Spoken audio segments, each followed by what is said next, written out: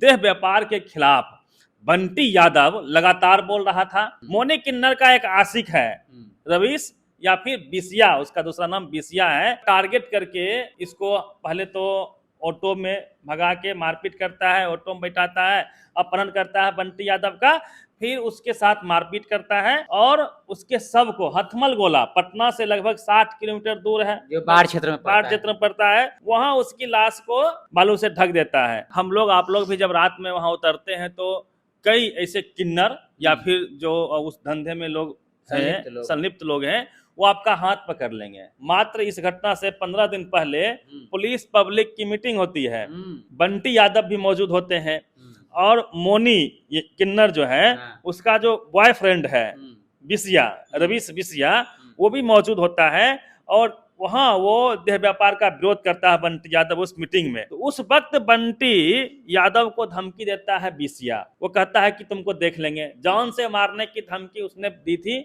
और उसके बाद कह के उसने 15 दिन के अंदर बंटी यादव को उठाया और उसके साथ इस तरह का व्यवहार किया, उसकी जान ले ली। क्या गुनाह था उसका? वह गलत के खिलाफ आवाज ही तो उठा रहा था। पुलिस वालों के मिली भगत से पटना में रात के अंधेरे में देह व्यापार होता है, उसे पुलिस का भी कमीशन फिक्स है। पटना जंक्शन के समीप करबिगहिया के आसपास जो है एक बंटी यादव नाम के युवक को जो है किडनैप करके हत्या कर दी जाती है। पूरा प्रकरण जो है, बात को समझेंगे। हमारे साथ रवि जी हैं, रवि जी बताएंगे कि किस तरह से और क्यों हत्या हो गई। ऐसा कयास लगाया जा रहा है कि सेक्स रैकेट का भंडाफोड़, सेक्स रैकेट का वो जो है शुरू से विरोध करता रहता है, इसीलिए उनकी हत्या कर दी गई।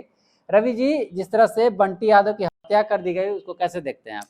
देखिए, बेहद दुखद है और पटना की राजधानी करबिगहिया मतलब स्टेशन के 10 नंबर स्टेशन के उस तरफ, मतलब पूरे पटना जंक्शन के इर्द गिर्द, पटना जंक्शन पर भी जिस तरह से देह व्यापार कई वर्षों से चल रहा है। हम लोग आप लोग भी जब रात में वहां उतरते हैं तो कई ऐसे किन्नर या फिर जो उस धंधे में लोग संलिप्त लोग हैं, वो आपका हाथ पकड़ लेंगे। ऐसी स्थिति है यहाँ पटना जंक्शन पे। और इस देह व्यापार के खिलाफ बंटी यादव लगातार बोल रहा था। बंटी यादव वैसा युवा था जो मुखरता से बिना डरे हुए वो लगातार इन तमाम चीजों का भंडाफोड़ कर रहा था। कई किन्नरों को और कई सेक्स व्यापार में जुड़े हुए लोगों को उसने जेल भी करवाई थी।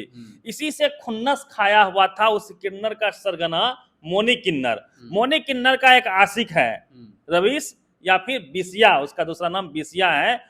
वो तमाम लोगों ने इसको टारगेट करके पहले भी धमकी दिया था, उसके बाद टारगेट करके इसको पहले तो ऑटो में भगा के मारपीट करता है, ऑटो में बैठाता है, अपहरण करता है बंटी यादव का, फिर उसके साथ मारपीट करता है और उसके शव को हथमल गोला, पटना से लगभग 60 किलोमीटर दूर है, जो बाढ़ क्षेत्र में पड़ता है, वहां उसकी लाश को सड़क के किनारे फेंक के, एनएच के किनारे फेंक के उसको मिट्टी से ढक देता है, बालू से ढक देता है। अब आप कल्पना कीजिए किस तरह से सब दुनिया का सबसे गंदा काम देह व्यापार है, सबसे गंदा काम, मानव का ही व्यापार हो जा रहा है, सेक्स व्यापार हो जा रहा है। बंटी यादव का जो है बॉडी पहचाना नहीं जाए, उसको लेकर के जो उस पर तेजाब छिड़का गया और जितने भी जो गुदना गुदाए हुए थे उस सारे सबूत जो है मिटाए गए। उनका जो है काढ़ा से जो उनका पता चला कि उनका बॉडी है। हाँ, वही मैं बोल रहा हूँ, मतलब ऐसी स्थिति कर दी गई कि आप पहचान नहीं सकते हैं बॉडी को। चेहरे पे वो तेजाब डाल दिया गया, मतलब उसके माँ बाप भी अपने बच्चे को नहीं पहचान रहे थे। गला हुआ था। समझिए कि उसके साथ कितनी बर्बरता के साथ उसकी जान ली गई होगी, आप कल्पना नहीं कर सकते हैं क्या गुनाह था उसका। वह गलत के खिलाफ आवाज ही तो उठा रहा था। आज के दौर में जब इतना टेक्नोलॉजी है, सम्राट चौधरी कहते हैं कि AI कैमरा लगा देंगे, एक बार में हरा गमछे वाले को हम पकड़ लेंगे, तो अब तक जो बिसिया है, जो मोनी किन्नर है, वह क्यों नहीं पकड़ाया भाई? इतना टेक्नोलॉजी है पुलिस के पास में। हद तो तब हो जाती है कि जहां से बंटी यादव का अपहरण होता है वहां से मात्र 100 मीटर की दूरी पे पुलिस वाले थे। 3 स्टार के हमेशा वहां पे वाहन से चक्कर लगाते रहते हैं, स्टेशन के आसपास पुलिस रहते हैं, पुलिस फोर्स रहते हैं, RPF के जवान रहते हैं, मौजूद रहते हैं। उसके बावजूद भी ये हुआ। इससे आशंका ये भी उत्पन्न होती है पुलिस वालों के मिली भगत से पटना में रात के अंधेरे में देह व्यापार होता है, उसे पुलिस का भी कमीशन फिक्स है। मैं यह इसलिए कह रहा हूं क्योंकि ऐसी आशंका जताई जा रही है, क्योंकि पुलिस था फिर भी इस तरह की घटना होती है। साथ ही साथ पटना में कई ऐसे खेल होते हैं। चले जाइए आप बैरिया बस स्टैंड, सुबह 9 बजे तक में आपको वहां पे क्या चलता है, बैरिया, मीठापुर, हाँ हर जगह पे वो ताश है ना, जुआ चलता है और आपको लूट लेते हैं वो लोग। ऐसी भी स्थिति है, मतलब आपको जबरदस्ती पॉकेट से पैसा निकाल लेगा। मतलब आप पटना में भी सेफ नहीं है। बताइए कि इतना कैमरा लगा हुआ पटना में है ना। तो पटना सम्राट जी कहते हैं कि अपराधियों को या तो बिहार छोड़ना होगा हाँ, या फिर उसको हम दुनिया छोड़वा देंगे, है ना। हाँ। मतलब अपराधियों को माला पहनाया नहीं जाएगा, अरे अपराधियों पटना के फोटो पटना को माला चढ़ाया जाएगा। पटना जंक्शन जो पब्लिक डोमेन वाला एरिया है और वहाँ पे इस तरह का जो है कार्य होता है, इस तरह का जो है गंदे काम होते हैं। हाँ होते हैं, मुझे भी विश्वास नहीं हो रहा था, लेकिन जब आप रात में 12 बजे के बाद आप पटना जंक्शन जाइए, अभी के दौर में भी ऑटो पे महिलाएं या किन्नर बैठे रहते हैं, है ना। यदि आप गलती से ऑटो, सुनसान में कोई ऑटो है चले गए तो आपके साथ जबरदस्ती कर लेंगे। ये स्थिति है, मैं कई बार कह रहा हूँ, ये सब कुछ पुलिस के इशारे पे, पुलिस के साथ गुटमिट करके कमीशन पे चलता है और उसी का विरोध कर रहा था बंटी यादव, उसके साथ इस तरह की वारदात होती है। पहले वहाँ पे गोलंबर होता था पटना जंक्शन के पास, गोलंबर होता था पहले। गोलंबर के आसपास आप देखते होंगे कि शाम को जैसे ही आप जाइएगा 9-10 बजे तो महिलाएं वहाँ पे आसपास में बैठी हुई नजर आती थी, लेकिन अब वो गोलंबर टूट गया तो अब वह लोग गली में बैठते हुए नजर आती है। हाँ गली में बैठती हैं, ऑटो में जाके बैठी रहेगी, जो ऑटो स्टैंड है तो वहाँ ऑटो में जाके बैठी रहेगी। और भी गली है, आगे बढ़िएगा तो और भी गली है, उसमें करबिगैया तरफ में बैठी रहती है। और वो लोग आपके साथ, यदि आप अकेले हैं तो आपके साथ जबरदस्ती भी कर सकती है, छीन छोड़ भी करती है। देह व्यापार का गंदा खेल पटना के राजधानी पीक सेंटर, पटना का सेंटर है ना, पटना जंक्शन है ना, वहाँ इस तरह का खेल होता है, देह व्यापार खुलेआम होता है। और ये बहुत ही चिंता की बात है, क्योंकि पटना, देखिए पटना एक ऐसा शहर है बिहार में खास करके, जहाँ पे 9 बजे 10 बजे रात तक लड़कियां पढ़ाई करती है ना, बाहर में कोचिंग इंस्टीट्यूट से निकल के आती है और लड़कियों की क्लास, मैं भी पढ़ा हूँ पटना में, जानता हूँ। और उस तरह का उस वक्त माहौल नहीं था, लेकिन आज के दौर में पटना में आप लड़का होके भी सेफ नहीं है, लड़कियों की दूर की बात है। अभी जो है, अभी मान लीजिए स्टेशन कोई जो है रेल जो है 10 बजे आ रही है, कोई 12 बजे रात को आ रही है और उसमें से यात्री उतरते हैं, अपने जाते हैं स्टेशन से। रेलवे स्टेशन का मतलब ये कि 24/7 हाँ 24/7 चालू रहता है ना।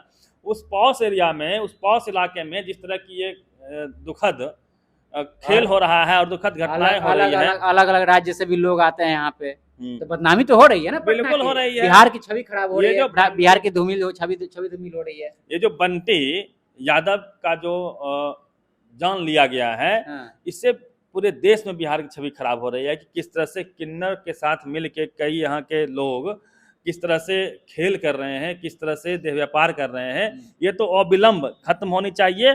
दूसरा, बंटी यादव को शहीद घोषित किया जाए, क्योंकि बंटी यादव समाज के लिए बोल रहा था। समाज में जो व्याप्त गंदगी था, जो पटना में व्याप्त गंदगी था, उसको खत्म करने की बात कर रहा था। निडर था, बेधड़क बोल रहा था।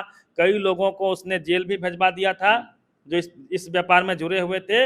एक बात और है, मात्र इस घटना से 15 दिन पहले पुलिस पब्लिक की मीटिंग होती है और उसमें बंटी यादव भी मौजूद होते हैं और मोनी ये किन्नर जो है उसका जो बॉयफ्रेंड है बिसिया, रवीश बिसिया, वो भी मौजूद होता है और वहाँ वो देह व्यापार का विरोध करता है बंटी यादव उस मीटिंग में, और पुलिस पर भी कहता है कि आपको इसको देखना होगा। तो उस वक्त बंटी यादव को धमकी देता है बिसिया, मोनी किन्नर का जो सरगना है वो रवीश बिसिया। वो कहता है कि तुमको देख लेंगे, जान से मारने की धमकी उसने दी थी। और उसके बाद कह के उसने 15 दिन के अंदर बंटी यादव को उठाया और उसके साथ इस तरह का व्यवहार किया, उसकी जान ले ली। पुलिस इसमें मुखदर्शक बनी रही। पुलिस को पता था कि धमकी दिया गया है। पुलिस का कमीशन फिक्स है, आप समझिए इस बात को। जितना जुआ होता है, जितना पटना में स्नेचिंग होती है ना, चोरी डकैती, सब में पुलिस का खास करके पुलिस पे बड़ा सवाल है ये। जबकि बहुत सारा वहाँ पे सीसीटीवी लगा हुआ है और पुलिस प्रशासन के पास उसके माता पिता गए हैं वहाँ पे, वहाँ पर जो है आवेदन भी दिए, FIR भी कराया है, लेकिन पुलिस प्रशासन भी नहीं लिया। पहले FIR नहीं लिया, ये भी सच्चाई है। ढूंढ नहीं पाए वो लोग। हाँ, ढूंढ नहीं पाए। सीसीटीवी से लैस है वो एरिया। समझिए कि पुलिस के पास इतना तंत्र होता है, लेकिन पुलिस को पैसे दे दिए गए, कमीशन पुलिस का फिक्स होता है, मैं बार बार कह रहा हूं। और इसीलिए पुलिस उसके अपहरण के, बंटी यादव जब अपहरित हुआ उसके बाद बहुत समय था पुलिस के पास में, लेकिन पुलिस ने उस बंटी यादव को ढूंढा नहीं, या ढूंढने में कोई आखिर लास्ट में परिजन ही ढूंढे, नहीं दिखाई। परिजन ही लाश को भी ढूंढता है। पुलिस को हालांकि सस्पेंड भी किया गया है, 3 या 4 लोग वहां सस्पेंड हुए हैं, लेकिन पटना में या करबिगहिया क्षेत्र हो या फिर उधर बेरिया बस स्टैंड क्षेत्र हो, ये तमाम जगह के जो पुलिस हैं उसको ईमानदार होना पड़ेगा। काफी लंबे समय से वहाँ पे सेक्स रैकेट जो है वहाँ पे चलते आ रहा है। निश्चित तौर पे लंबे समय से है, पटना के लिए एक धब्बा है ये। इससे पहले 3-4 साल पहले भी जो है कई वीडियो वहाँ पे जो पत्रकार है वहाँ पर जाकर बनाए हैं, 10-12 बजे रात में आप जाइए तो आपको सारा खेल आंखों के सामने दिखेगा। आपके सामने से लोग आएंगे जाएंगे, सेक्स व्यापार में जुड़े हुए लोग। सरकार और प्रशासन इस पर कड़ी जो है एक्शन लेनी चाहिए, लेकिन ये लोग लेते नहीं है। पता नहीं कितना का क्या इन लोगों के साथ कमीशन सेट है। दारू वालों के साथ इनका यही हाल है। बिहार में दारू कहीं दिखती नहीं है, लेकिन बिकती सब जगह है। तो वही खेल है, क्योंकि वहां भी कमीशन सेट है। आपको दारू बेचना है, जाइए दरोगा से बात कर लीजिए, कितना का महीना देना है, दरोगा जी बोलेंगे बेचो। यहाँ तक कि कहीं से बरामद करेंगे तो आपको पहुंचा भी देंगे, चलो इतना इतना। मतलब कि ये खेल हो रहा है बिहार में, दारू के साथ, बालों के साथ, इस तरह के व्यापार के साथ जितना भी इलीगल काम बिहार में हो रहा है, सब कहीं ना कहीं कमीशन पे हो रहा है। तो यदि पुलिस चाहले तो इस बिहार में पत्ता भी उनके मर्जी के खिलाफ नहीं लेगा।